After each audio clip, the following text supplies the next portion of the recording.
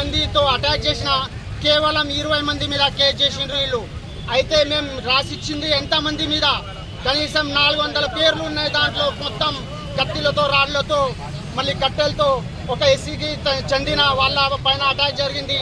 మేసరం లక్ష్మణ్ అనే మా పావునవాడకు చెందిన ఆదివాసి ముద్దుబిడ్డ ఆయన మీద కూడా అటాక్ జరిగింది. అయితే వాళ్ళ మీద కేసు పెట్టిన మామూలుగా సింపుల్ కేసు పెట్టేసి మమ్మల్ని ఇట్లా సంజాయించి మమ్మల్ని కాపరేట్ చేయండి, 15 రోజులు టైం ఇవ్వండి అని ఇంతవరకు ఏ చర్య తీసుకోలేరు. డిఎస్పీ ఎందుకంటే దీంట్లో లంచం తీసుకొని ఈ కేసుని అక్కడే మూసేసిండు.